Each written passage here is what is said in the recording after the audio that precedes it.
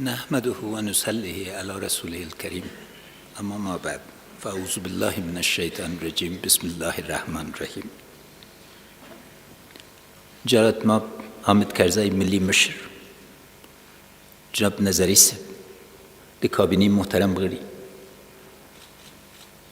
دی ملی شورا غړي، دی اردو او دی پولیس محترم جنرالان او افسران، دی ISAF ملګري، نظامی اتشی، سفرا او له ټولو نه مهمه موږ نوي افسران، خویندې او ورونه، لومړی تر ټولو نبوي تحفه در وړاندې کوم. السلام علیکم و رحمت الله و برکاته. از صمیم قلب به نمایندگی ملت قهرمان افغانستان، به نمایندگی دولت و به حیث سرقماندان اعلای قوه مسلح افغانستان اجازه بدین که به شما تبریک بگویم. مبارکتان باشه.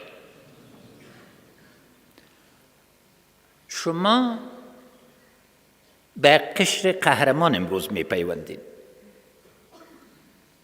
قشری که در طول تاریخ مگر مخصوصاً در این 13 سال و خاصتاً در سال گذشته برای خدا، وطن و وظیفه قربانی داده. اولتر از همه بر روح پاک شهدای از این وطن دعا میکنیم خداوند جنت ها بده. شما به معنی واقعی کلمه سرباز هستید،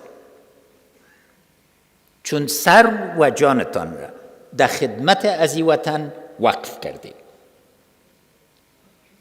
از جهت که شما وقف دفاع از این مملکت هستین، مملکت نفس نسبتاً آرام کشیده میتون. مبارک دی چې او مقدس وظیفه ته راغلی او هر ورځ به تاسو سره مشکلاتی، تاسو لاره آسان نه ده، تاسو آسان لاره نه ده غوره کړې، ځکه چې کولی هم سو چې یو آسان ملکی کار وکړي، اما ځکه چې رضاکار یې او د دې وطن دپاره آماده یې چې قرباني ورکړي، موږ ټول تاسو په احترام سر ټیټوو. خدای مو همیشه آرام او آباد ساته.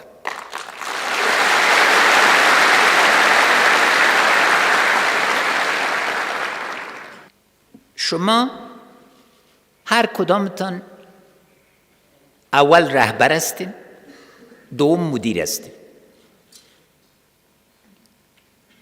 توله اساس رهبری است، کندک، لوا. بنابراین خاصیت اولی که مملکت از شما تقاضا داره ایست که باید خواص رهبریتان آشکار باشه. شماستین که از عقاید مقدس دین مبین اسلام نمایندگی میکنید و در این باید هیچ شک نباشه که اردوی ملی افغانستان و نهادهای امنیتی افغانستان همه به صلاح ایمان مجهز هستند. در ایمان ما هیچ کس باید شک و شبهه نداشته باشه.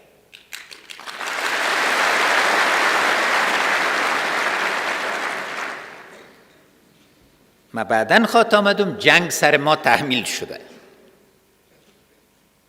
ما از میراث 5000 ساله از این خاک دفاع میکنیم و اردوی ملی افغانستان ضامن عزیز که این مملکت انشالله تعالی 5000 سال دیگه دوام خواهد کرد.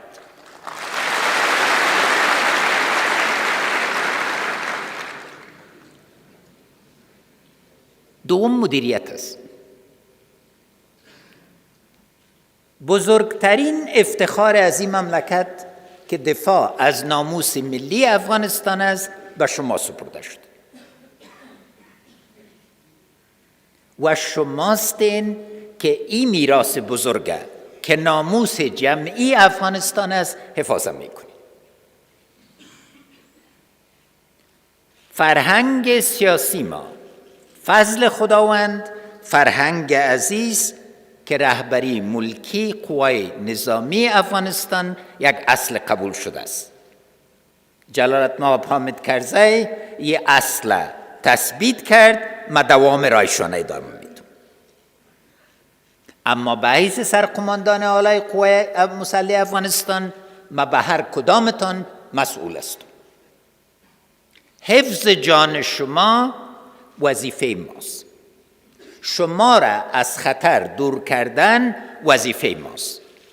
بنابراین وظیفه قشر ملکی افغانستان و قشر سیاسی افغانستان است که ثبات افغانستان باید تامین کنیم. و ثبات افغانستان در قدم اول معنیش چیست؟ ایموگ ملی وحدت. تاسو د ټول ګوټو د افغانستان نه دلته حضور لرئ او سر له سبانه یوازې یو شی تاسو منځ کې باید مطرح وي، تاسو تقوا، تاسو کفایت. نه نور هزاره یې، نه پښتون یې، نه ازبک یې، یوازې افغان یې.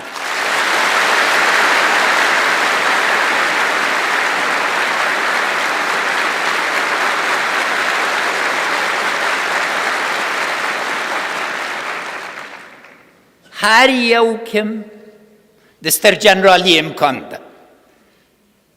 هر یو هم باید په دې باور ولري چې په اساس د تقوا، په اساس د وطن پرستی، په اساس د ظرفیت به ارتقا مومي. بل معیار تاسې منځ کې باید نه وي. هر برخه د دې خاوره د بدخشان د پامیر له سترو غرو، د نیمروز له دښتو، د پکتیکا له درونه، د بامیان، دایکندی، نورستان، هر ګوټې ایموږ او تاسې زړه ده او هره لیست د دې خاورې ته موږ او تاسې مسؤل یو او هر وګړي د دې خاورې ته موږ او تاسې مسؤل یو. ځکه اصلي معادله څه ده؟ معادلې اصلي ارتباط ملت، اردو، قوای مسلح و دولت است. شما از ملت برخواستید و پس ارتباطتان با ملت است. بزرگترین سرمایه برای اردوی ملی و نهادهای دیگه امنیتی ما اعتبار مردم ماست. بدون اعتبار مردم ما سر نهادهای امنیتی ما در وطن نه ثبات آمده میتونه نه امنیت.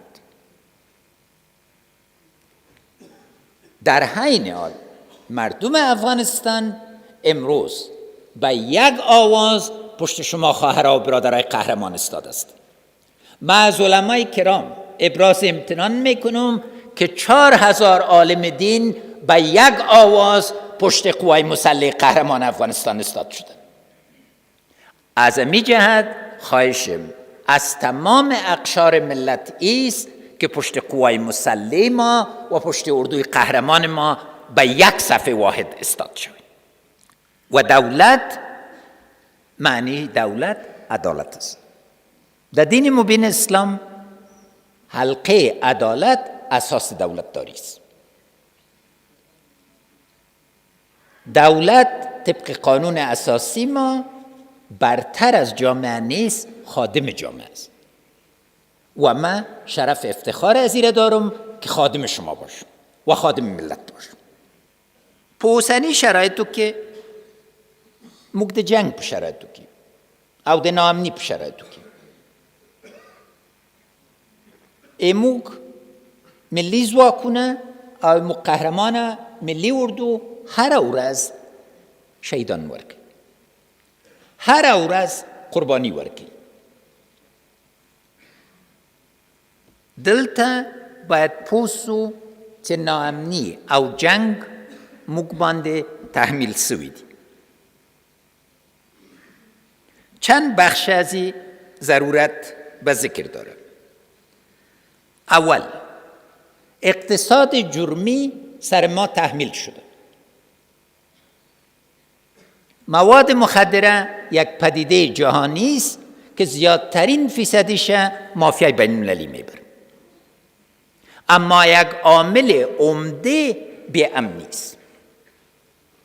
این پدیده اساس سیاسی نداره، جرمی است و ناامنی را وسیله دوام خود میدونه.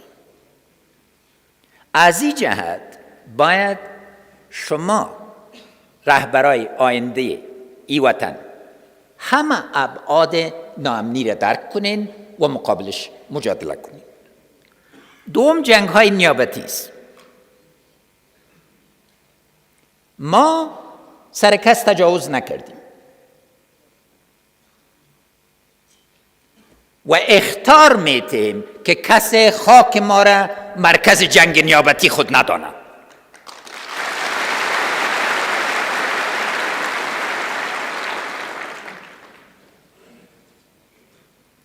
افغان قرد کردن امکان نداشته. هر کسی که فکر میکنه که ما لقمه چرب هستیم و آماده خوردن هستیم، فکر دیگه کنه، در هضم ما خودش از بین میره.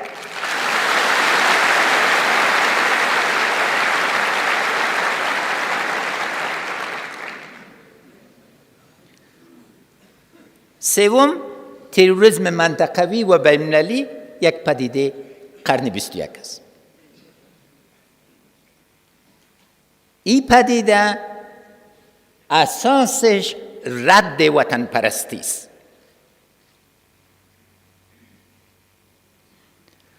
ما مردم میراث وطن پرستی داریم.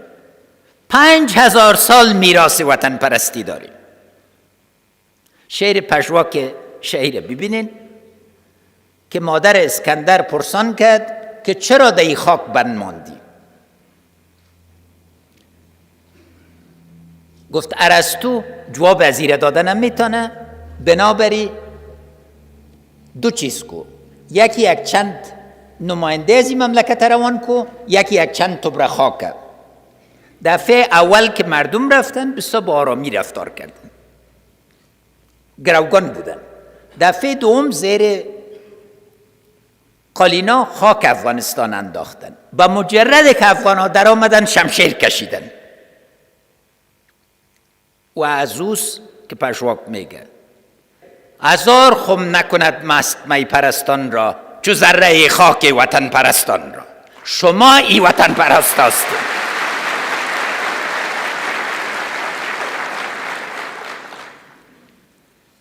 و در این بخش باید توریسم جهانی و منطقه‌ای بدانه که افغانستان، زن قهرمان افغانستان که من امروز در این صفحه میبینم برتان تبریکی میتم، و مرد قهرمان افغان به یک صف استاد است.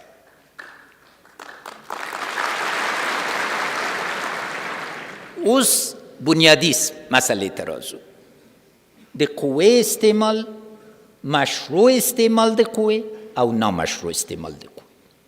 د وطن ساتل مشروع استعمال د قوه ته ضرورت لري، اما نامشروع استعمال د قوه مشروعیت له منځه وړي. ملکی تلفات مشروعیت له منځه وړي. خلکو باندې ظلم مشروعیت له منځه وړي. د خلکو حقوق په ښو لاندې کول مشروعیت له منځه وړي. نو ځکه تاسې د افغانستان قهرمان افسران، محترم جنرالان، لوی امتحان کی. لوی امتحان په دې کې چې د جنگ په شرایطو کې همیشه ویلي دي چې حلوا نه تقسیمیږي، اما موږ که غواړو د خاورې کې ثبات راوړو باید د مشروع استعمال د قوې معیارونه ټینګ کړو او دې معیارونو باندې انشاءالله تعالی تاسې سمبالي، ځکه تاسې پوهیږئ چې د وطن بچی او هر د وطن بچی چې شهیدیږي یا له منځه ځي زموږ زړه کې یو داغ ده. نو ځکه ضروره ده چې موږ او تاسې د مشروع قوې استعمال او انحصار ترلاسه کړو. انحصار د مشروع قوه داده چې نور به بادیگاردان نه یی، نور به خلق منډې نه وایي، یوازې اردو ملي اردو پولیس او ملي امنیت ته به ګوري چې امنیت به یې ساتي. موږ دغه ورځ غواړو.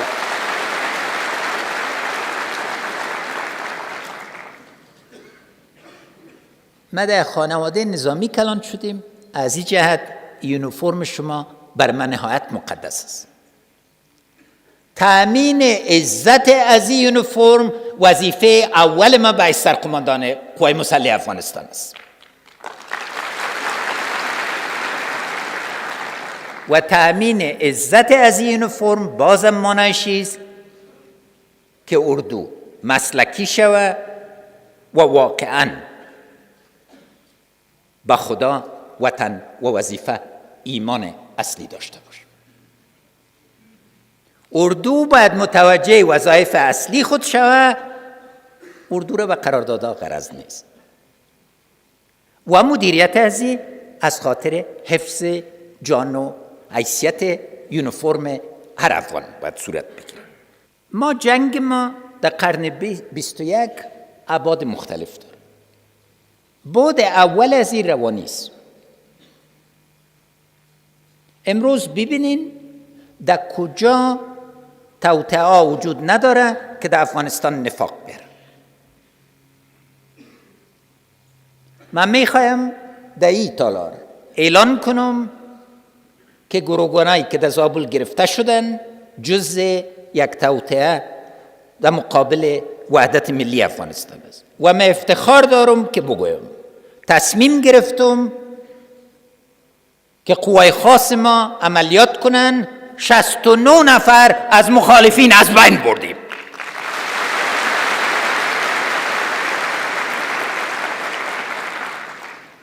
هیچ افغان از هیچ افغان کده کمتر نیست، هیچ افغان از هیچ افغان کده برتر نیست. قوای مسلح افغانستان حافظ جان و مال هر افغان هستند بدون تفکیک. کسی که جان و مال افغان بدون دلیل به خطر مندازه، ما آماده استعمال مشروع قوه مقابلش هستیم. اینا فکر میکردن که در دل ما رعب مندازن، امروز خودشان پت هستن. اما جنگ روحی را خواهران برادران متوجه شد. صدها توطئه نفاق است، هزارها راست که اعتبار ما را سر خود ما کم کنه. اما هم از اینا باید بدانن که از نگاه روحی این خاکسر وحدت ملی خود باور عظیم داره. این میراث تاریخی ماست. میراث میر مسجدی خان است، میراث وزیر اکبر خان است، امین الله خان است، اچکزای استک، محمد جان خان وردک است. در هر باره که افغانستان زیر فشار آمده، وحدت ملی افغانستان واضح و مشهود بوده و میراث مقدس جهاد ماست. از این جهت کسایی که فکر میکنن که با جنگ روانی میتونن روحی قوای مسلح افغانستان و ملت افغانستان ضعیف کنن، دوباره فکر کنن. در عین حال دیت ضرورت ده چې موږ د ثبات بوج یوازې خپل مسلح قواو باندې ونیسو. 60% کار د تاسو ده، 80% کار د ملکی قواو ده. ولسوال د افغانستان، څارنوال د افغانستان، قاضی د افغانستان، تاجر د افغانستان او مخصوصا د ملت استازي ټول په دې کې شریک. موږ هر مسله په یو امنیتي مسلې باندې نسو بدل کولی. په هغه حالت کې چې مطلق آمادگی لرو چې له خپل مشروع ګټو نه، ملي وحدت نه، ارضي تمامیت نه دفاع وکړو، په عین حال کې قوه باید په منطق باندې استعمال شي، نه بیل منطق. نو ځکه ضرور ده چې ملکی برخه خپل دنده ادا کړي. هر ګوټ د افغانستان کې بار بار عملیاتونه سوي تکراری عملیاتونه ده ضعف علامه ده، نه ده قوت علامه. ځکه که یو وار عملیات کیږي نتیجه باید ثباتی. او دا په حکومت داری تړلې، دا په اقتصاد تړلې، دا په قضا تړلې. دلته باید ټول یو موقعیت ته لاړ شو.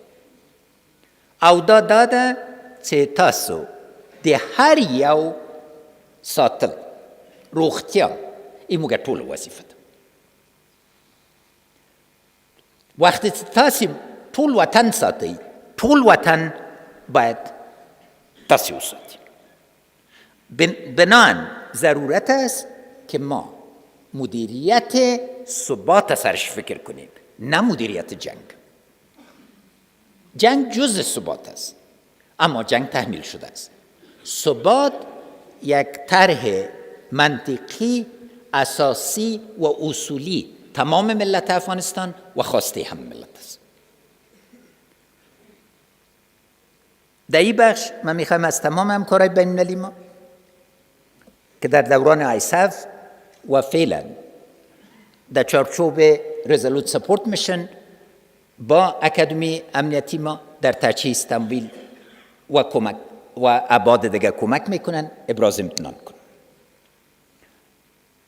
پوانتون مارشال قسیم فهیم یکی از افتخارات افغانستان معاصر است.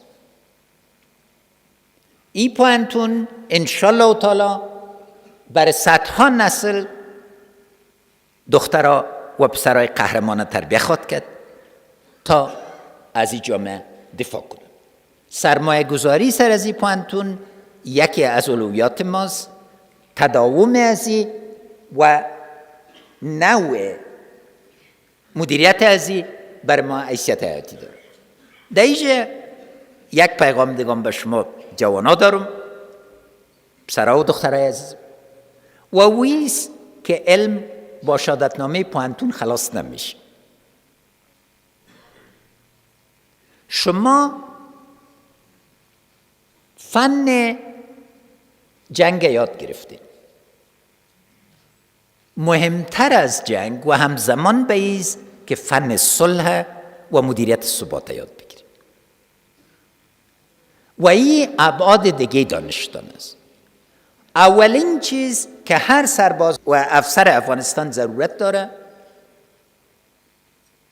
دانش دینی مبین اسلام است. فلسفه وجودی ما اسلام است. ما فلسفه سیاسی دیگه نداریم. قانون اساسی ما به شکل اساسی فلسفه وجودی انعکاس میده و حقوق و وجایبی که دیگه گنجانیده شده 100% از دین مبین اسلام میشه. زبان مردم ما زبان اسلام است. باید با زبان مردم خود صحبت کنیم. زبان مردم، صحبت کردن با زبان مردم موجب عمق مشروعیت میشه. و دوم، ما باید جامعه خود درک کنیم. اردو در جامعه است. اردو با پاورپوینت های ترجمه شدگی مدیریت نمیشه. خواهش ما از تمام جنرال های ما، افسرهای ما و اینایی است که فکر ابتکاری افغانی را به کار پردازند. مشکلات را که با انگشت حل میشه با مشت حل نکنیم. این موجب عظیم میشه و یک قسمت از قماندان صاحبای قول اردو که الان چیزای دیگه تشریف دارن، این فن به خوبی مهارت کردن. تماسهای مردمی حتمی است.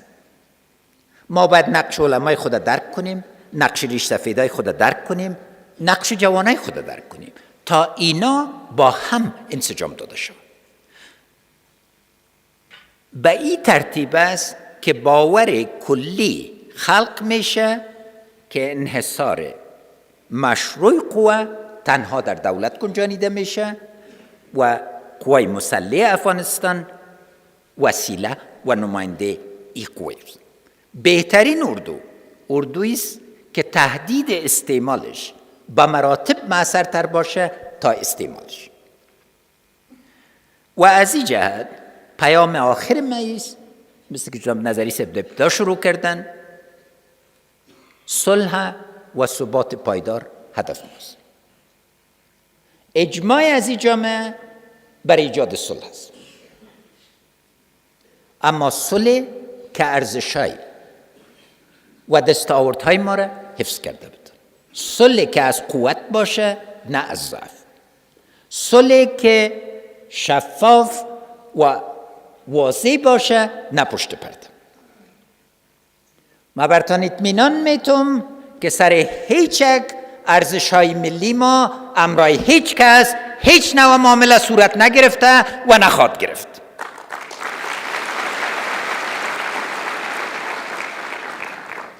هدف ما ایست که منطقه بدون صلح و ثبات دوامدار و روابط مساوی بین دولت‌های آزاد به ثبات رسیده نمیتونه. وقتی که میگیم از قوت صحبت میکنیم، معنای ما ایست که یک دولت دوامدار بودیم، هستیم و خواهیم بود.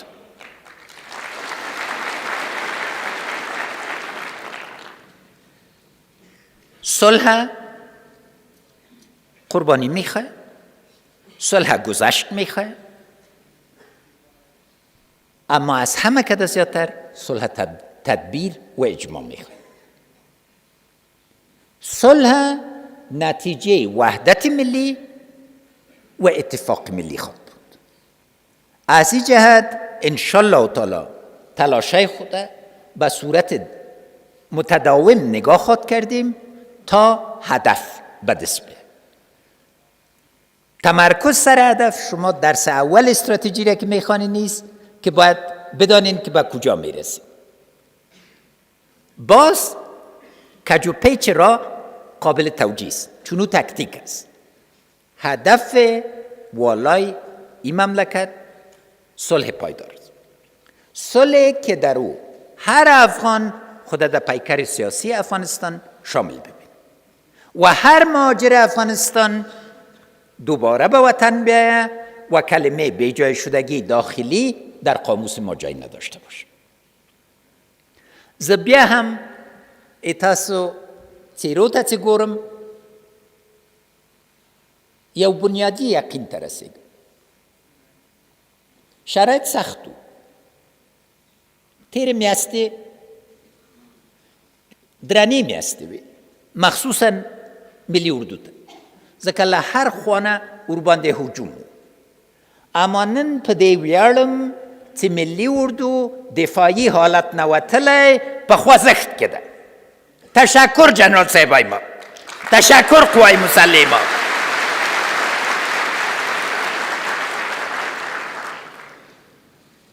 دیروز فرید زکریا یکی از سیاستمدارای تلویزیونی دنیا از ما گفت وضع هلمند چی فرق کرده؟ ما گفتم اردوی افغانستان در هلمند در حرکت است، حرکتی که در 8 سال قوای بین المللی نتانسته بود انجام بده.